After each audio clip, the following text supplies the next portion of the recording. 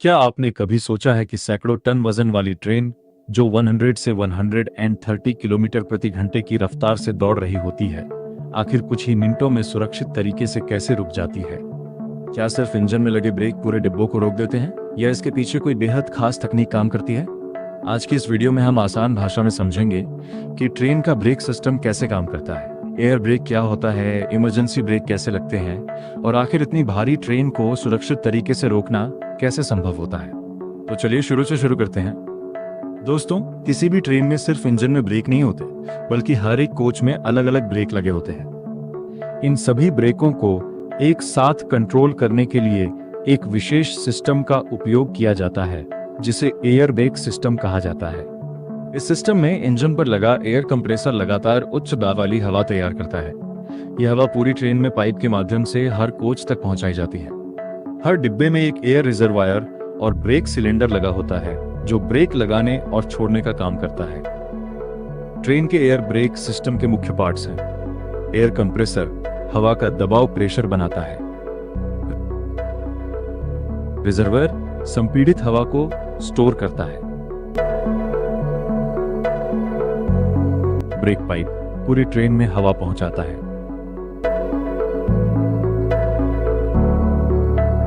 Feed pipe प्रत्येक coach के air reservoir को हवा सप्लाई करता है।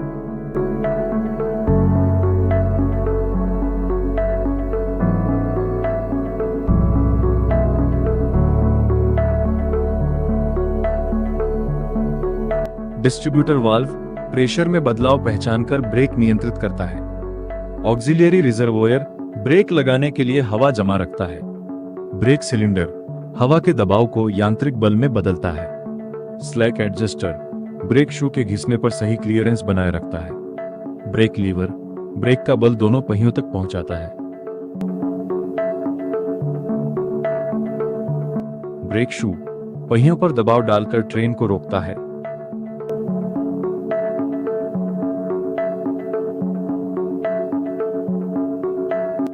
एंगल कॉक एयर प्रेशर को चालू या बंद करता है।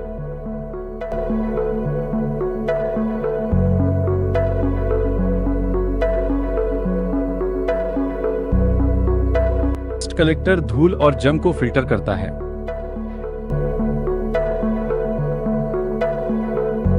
एनआरवी एयर कंप्रेसर से आने वाली हवा को आगे जाने देता है, लेकिन वापस नहीं आने देता है। अब सवाल आता है कि जब लोको पायलट ब्रेक लगाता है, तब वास्तव में क्या होता है? जैसे ही लोको पायलट ब्रेक हैंडल को ऑपरेट करता है, पूरी ब्रेक पाइप का एयर प्रेशर कम होने लगता है।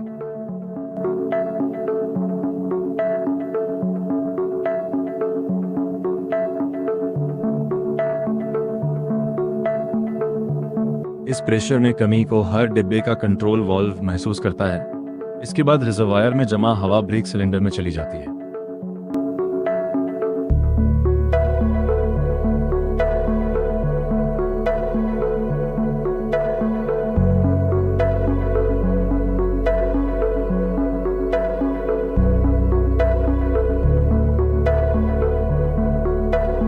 ब्रेक सिलेंडर एक पिस्टन को धक्का देता है।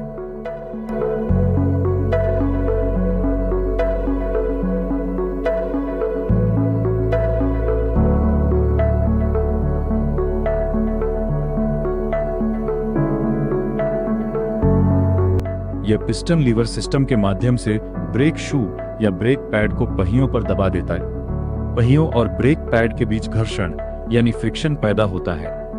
यही घर्षण ट्रेन की गति को धीरे धीरे कम करता है और अंत में ट्रेन सुरक्षित रूप से रुक जाती है। जब लोको पायलट ब्रेक छोड़ता है, तब ब्रेक पाइप का प्रेशर फिर से सामान्य हो जाता है। ब्रेक सिलेंडर की हवा बाहर निकल जाती है और स्प्रिंग की मदद से ब्रेक पैड पहियों से हट जाते हैं। इस तरह ट्रेन दोबारा चलने के लिए तैयार हो जाती है। अगर अचानक कोई खतरा सामने आ जाए तो क्या होता है? ऐसी स्थिति में लोको पायलट इमरजेंसी ब्रेक लगाता है। इस दौरान ब्रेक पाइप का प्रेशर बहुत तेजी से गिरा दिया जाता है।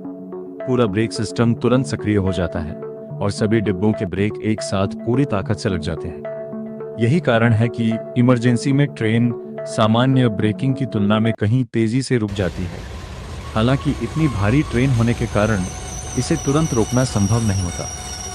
ट्रेन को पूरी तरह रुकने के लिए उसकी गति, वजन, ट्रैक की ढलान और मौसम के अनुसार कई सौ मीटर से लेकर 1 किलोमीटर या उससे भी अधिक दूरी लग सकती है। तो दोस्तों, अब आप समझ गए होंगे कि ट्रेन सिर्फ इंजन के ब्रेक से नहीं रुकती। पूरी ट्रेन में लगा air brake system, air compressor, break pipe, control valve, air reservoir और ब्रेक सिलेंडर मिलकर हर डिब्बे के पहियों पर समान रूप से ब्रेक लगाते हैं। यही आधुनिक तकनीक लाखों यात्रियों की यात्रा को हर दिन सुरक्षित बनाती है। अगर आपको ये जानकारी पसंद आई हो तो वीडियो को लाइक करें, अपने दोस्तों के साथ शेयर करें और ऐसे ही रेलवे से जुड़े रोचक और ज्ञानवर्धक वीडियो देखने के लिए हमारे चैनल को सब्सक्राइब करना ना भूलें। धन्यवाद। मिलते हैं अगली वीडियो में एक नई और दिलचस्प जानकारी के साथ।